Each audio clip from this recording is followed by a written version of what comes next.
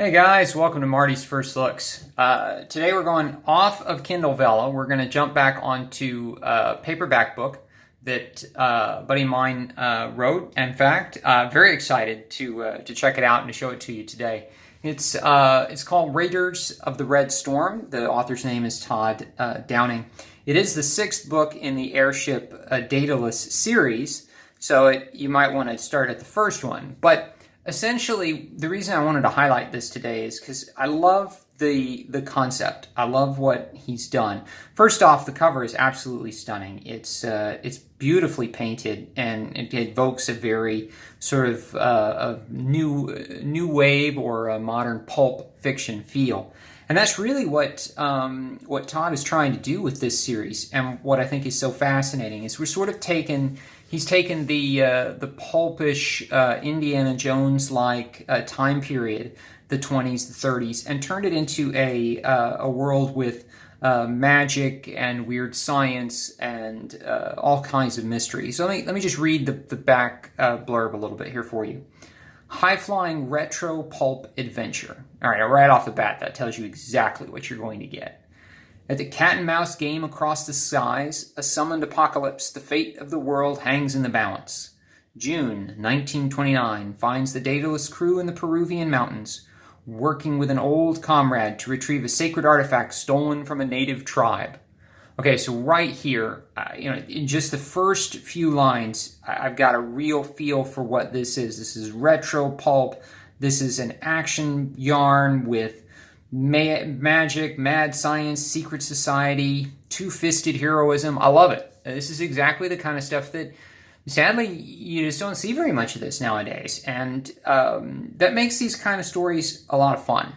So let's dive in. Let's just take a look at the first couple of pages, maybe read a page or two to give you a feel for the writing. All right? All right, so we will start with the prelude. London, April 1929. A single light shone in the third-floor window of the red brick townhouse on Green Street, Mayfair. One solitary, unblinking, rectangular eye, casting its great gaze across the lane. The golden beam extended from its source, almost solid in the midnight fog.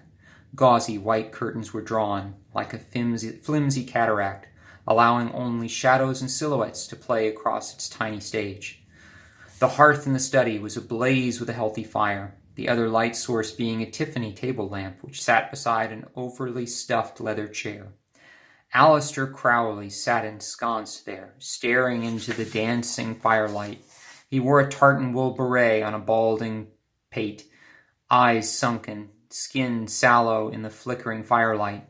An emerald green velvet smoking jacket contained a body in decline, once a specimen of healthy masculinity, now ravaged by poor diet, drug addiction, and the diseases of carnal excess. He was neither plump nor emaciated, his bones merely suspended in a container of atrophied muscle and skin.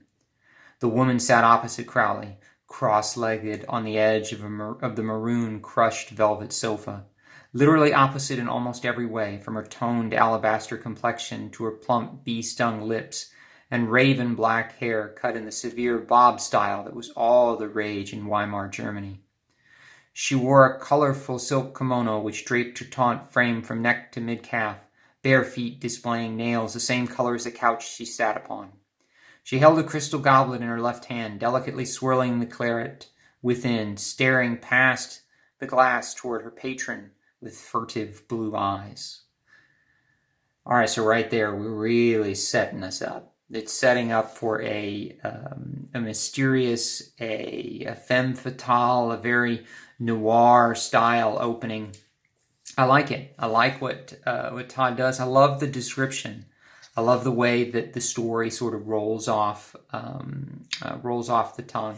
So listen, if this is something that you would enjoy, this sort of modern take on more classic pulp, I highly recommend you check out Raiders of the Red Storm, really the whole Airship Daedalus series. I'll include some links in the bottom of the video. Todd not only has this as a series of books, but also for those so inclined, his Deep 7 Press here does a series of role-playing games based around this world and this concept. There's also some comic books, and I believe there's some radio dramas where people narrate things far better than me. But bottom line, I like this. I like this concept a lot. I'd love to see more of this. I'd love to see more things like this appear in the world. So this is my copy. You'll have to go and get your own. But I hope you do. Thanks, and happy reading.